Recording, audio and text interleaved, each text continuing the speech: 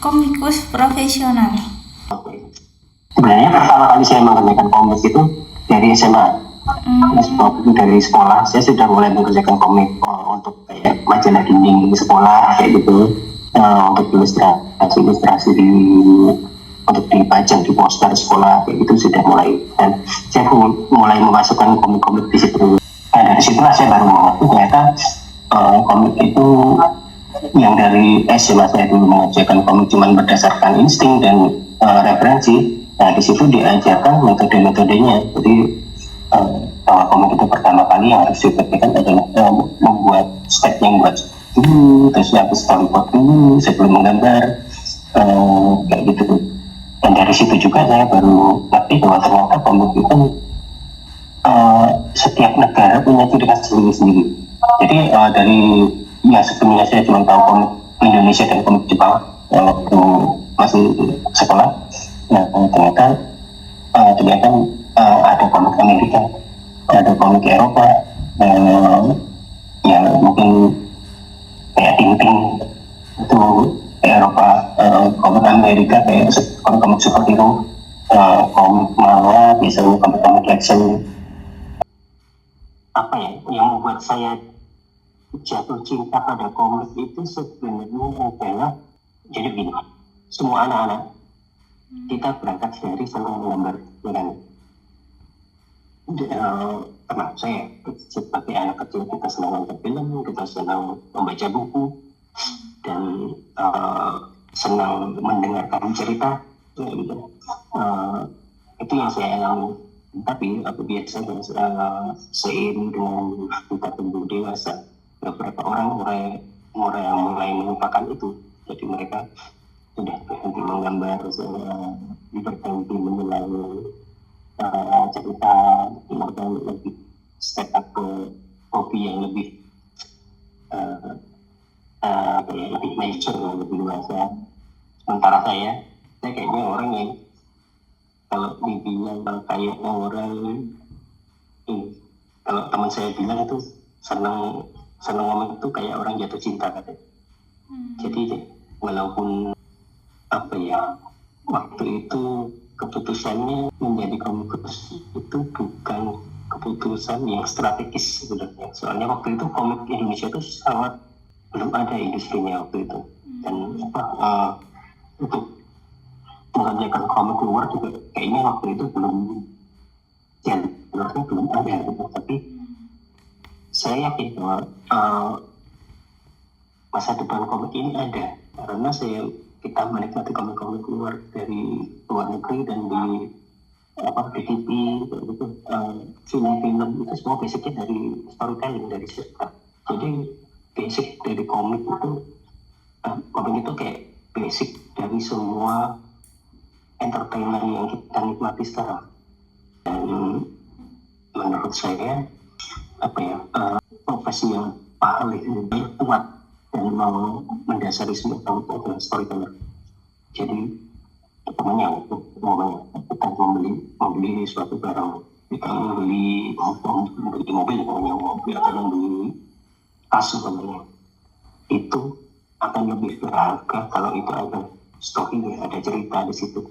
Nah itu kekuatan dari storytelling.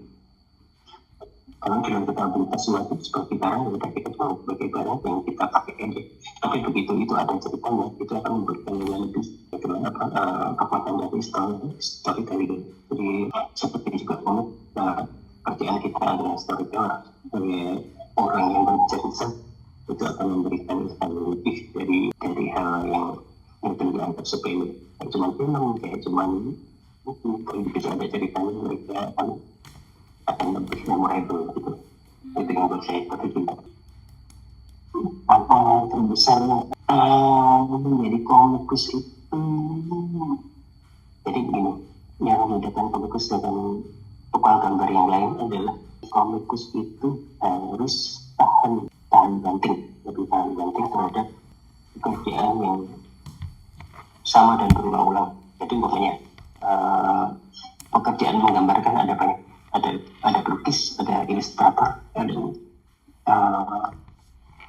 pembuat desain. Jadi mereka apa sih melukis. Cuman bedanya adalah sebagai komikus kita harus menggambarkan hal yang sama tentang karakter yang sama kita kan teks. Itu yang menyebabkan adalah beda dengan bidang lain di komik ini. Kadang bukan kita yang membuat ceritanya, jadi kita dalam mengerjakan cuma dikasih karakter yang jadi sesuatu yang benar-benar nol secara visual. Jadi kita harus memvisualkan apa yang ada di kepala penulisnya menjadi sesuatu yang menarik dan bisa diterima orang banyak gitu. Dan itu kadang tantangan terberatnya di situ, soalnya nggak semuanya cerita itu menarik dan sebagainya. Tapi kita sudah jadi tugas kita sebagai komikus untuk membuat itu jadi semenarik mungkin dan bisa diterima semua orang. Lumayan juga ya. Nah terus Lumayan juga. Yang pertama ya seperti yang saya ceritakan dulu, coba awal saya membuat komik itu, saya membuat komik dari cerita saya sendiri, saya cetak sendiri, saya fotokopi, saya jual. Jadi dulu ada pameran komik di kampus-kampus kayak gitu, terus ada pameran komik di Lembah UGM itu ada yang jual komik gitu. Nah, saya produksi komik, saya fotokopi dengan ini seadanya, saya jilid sendiri ya, itu saya jual dan ternyata lumayan ada yang mau gitu. Berarti ternyata memang style gambar saya lumayan dijual gitu. Itu yang akhirnya membuat saya memulai bidang ini. Jadi saya sendiri jadi yakin bahwa ada masa depannya dan kayaknya di sini. Sesuatu yang tapi memang ada potensi. iya. Itu baru mulai masuk di klien yang saya mulai memancing karya-karya saya di website. Waktu itu dulu ada DeviantArt itu kayak showcase untuk artis-artis ya. Kami itu ada khusus untuk artis, jadi beberapa editor mereka kalau mencari artis di situs itu, ya udah saya kumpulin gambar-gambar saya yang lama dan yang baru, terus saya upload di situ. Dari situ ternyata beberapa penulis mulai mengontak saya ya saya suka gambarnya, gimana kalau kita membuat komik itu, mulai berdatangan dari situ. Sekarang mungkin lebih mudah karena ada, kalau saya sekarang saya lebih ke sosmed, masuk ke upload di akun atau di Facebook, Pinterest gitu itu. Dari situ kan data. Dan ternyata memang mereka scouting talentnya di situ. Jadi cara mereka mencari komikusnya di situ.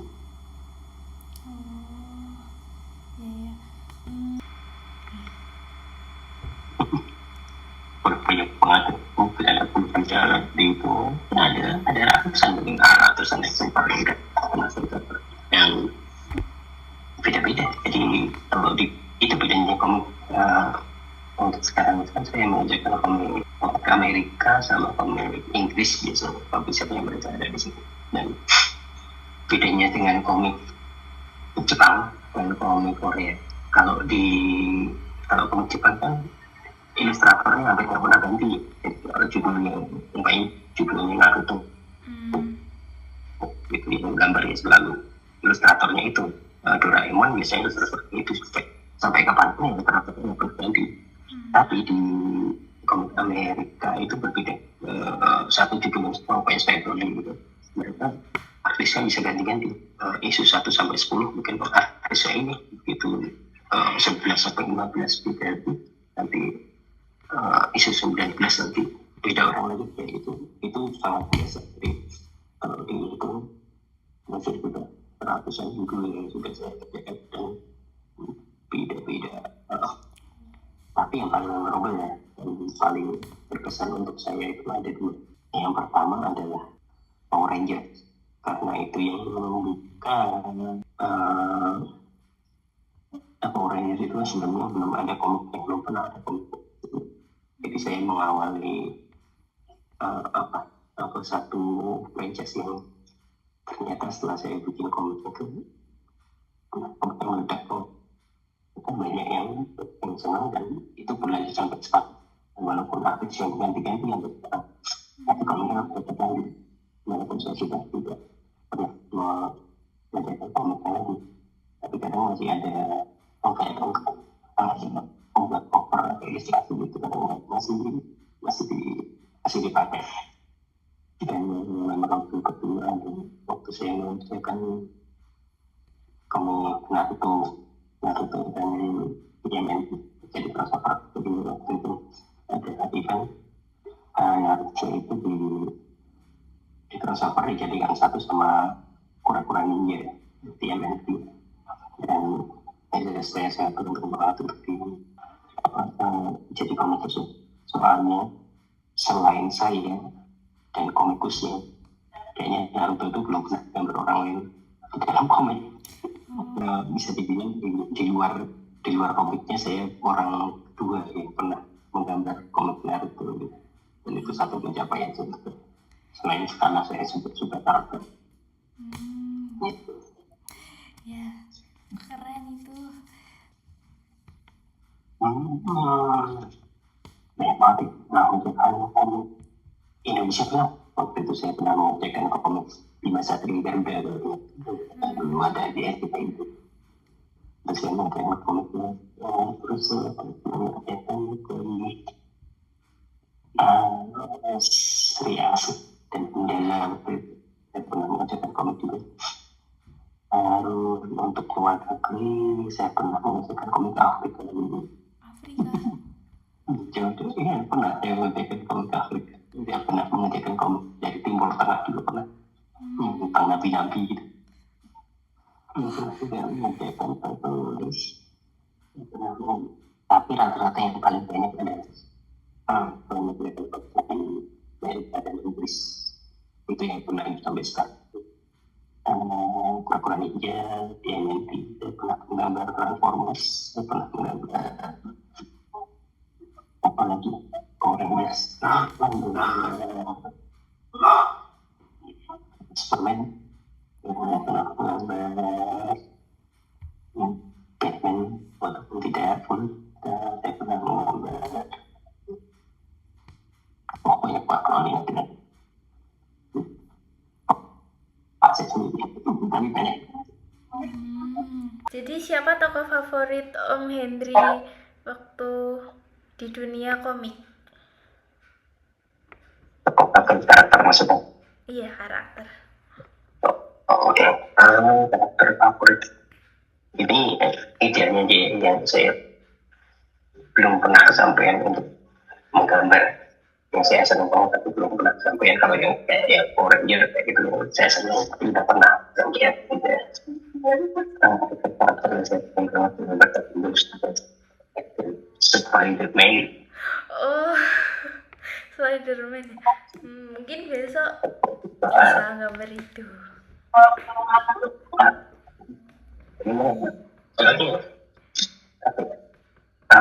Komikus yang bukan Spider-Man itu biasanya komikus yang tulisan, tidak sembarang orang bisa.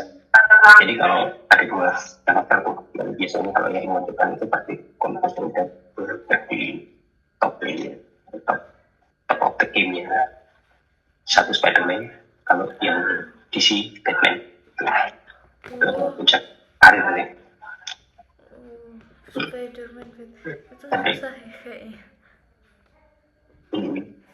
Kayaknya yang tua kan dia lompat-lompat berdua kayak gitu kan, gambarnya pasti seru tuh, angle-nya bisa dibikin gitu. Iya.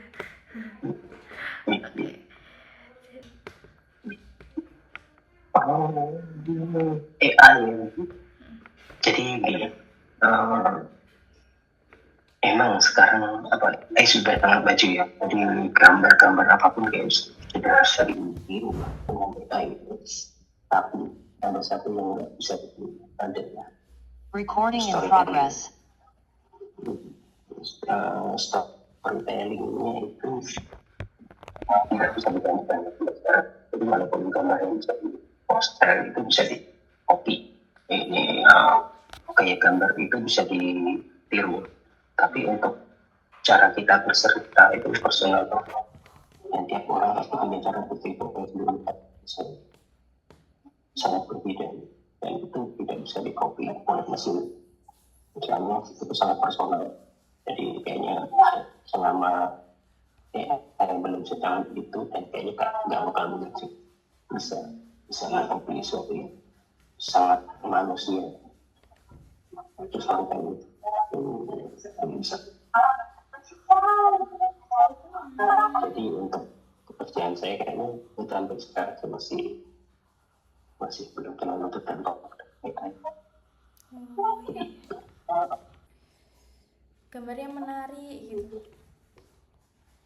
Oke, untuk solusi bukan tapi untuk sesuatu yang pengen untuk anak-anak yang ingin memulai berkarir bisa betul. Jadi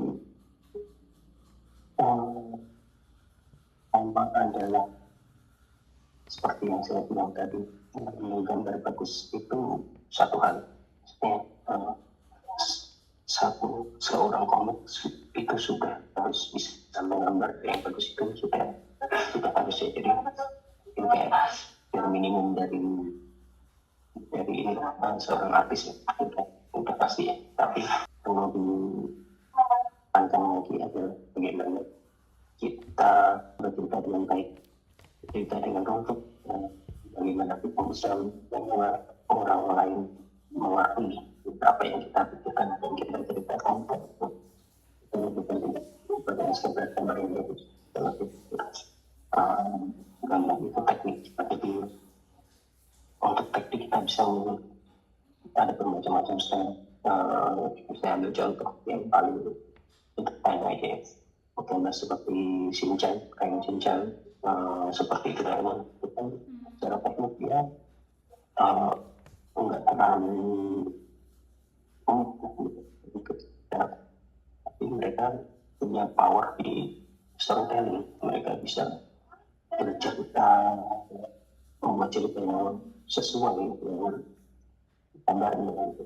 Ya, itu kalau gambar ini menjadi komunitas, ada bagaimana kamu menemukan kekuatan dari style gambarnya, temukan yang sudah harus bisa menggambar apapun. Maksudnya untuk orang yang pekerjaannya sudah selesai, bisa dikatakan bisa dikasih cerita apapun, dari drama, action, horor itu pernah. Jadi triknya adalah kita harus fleksibel secara style juga. Jadi kadang saya mengubah style saya sendiri untuk cerita ini kayaknya saya harus stylenya harus kayak gini cara berceritanya. Termasuk kalau tambahnya juga kadang saya ubah sedikit, ini nggak boleh terlalu komik supaya komik yang humor, komik yang serius agak horor gitu. Saya harus berikan style yang lebih gelap, mungkin banyak hitamnya kayak gitu. Seperti ini, dan saya harus memberikan sesuatu yang meledak-ledak dan dinamis. Jadi seorang komikus yang ingin mengenal Anda harus fleksibel, bijaksana, dan harus mengerti kekuatan Anda di mana. Jadi temukan cerita yang cocok. Ada kalau umpamanya satu cerita yang cocok, yang ingin style yang cocok untuk cerita itu.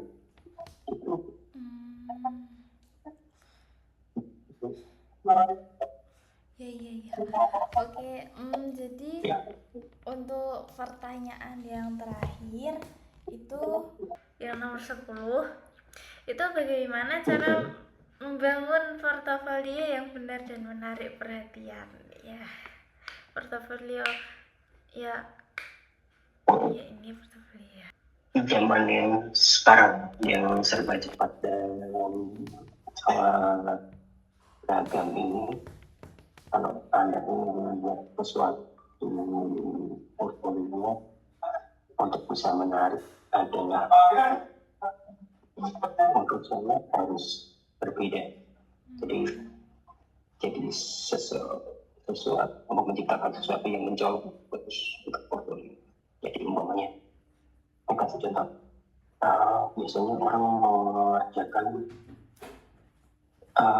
komik Amerika, misalnya kan ini rumah saya yang saya terapkan untuk bidang pekerjaan saya.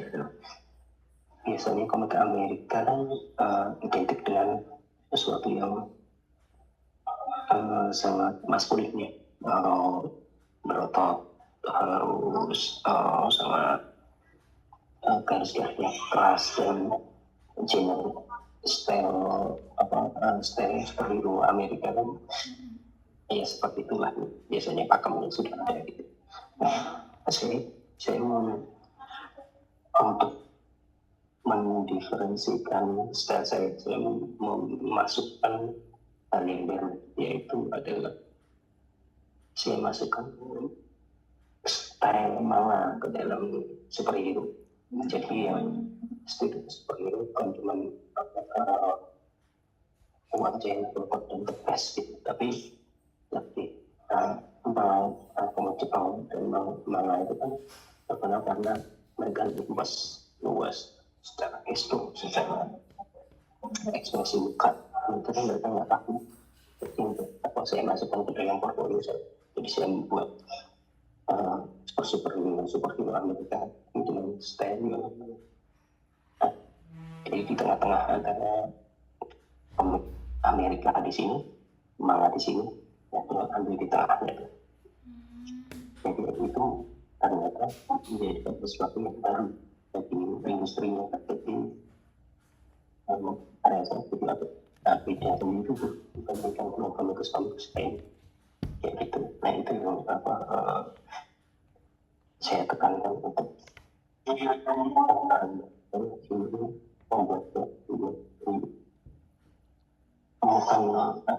temukan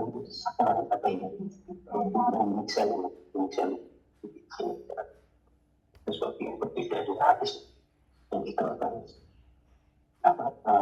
orang jadi ingat umpamanya ini gambarnya Henry kayak gini. Jadi kita nggak ketukar-tukar dengan artis yang lain, karena kalau gambar kita kurang gambar sama kita orang jadi mudah lupa dan kita nggak jadi kayak memorable gitu. Jadi itu kalau mau buat portfolio yang baru fokus adalah buat sesuatu yang unik. Berarti kalau mau buat portofolio atau portofolio yang bagus sama menarik tuh harus paling beda dari yang lainnya ya? Iya, jadi bagus itu udah minimum ya. Jadi bagus itu udah harus, jadi semua artis harus membuat karya yang bagus itu udah harus, udah pasti. Tapi untuk unik itu satu kali lain hal. Jadi bagaimana caranya kita bagus dan unik, jadi tidak dengan artis yang lain begitu. Bagus tapi sama yang lain tidak akan membuat kita jadi ingat orang lah. Itu. Ya, jadi itu karena itu pertanyaan terakhir, jadi pertanyaannya udah selesai. Nah, jadi terima kasih udah mau diwawancarai dan maaf udah ngerepotin. Ya. Oke, sama-sama Raisa. Ya. Saya tutup ya. Assalamualaikum.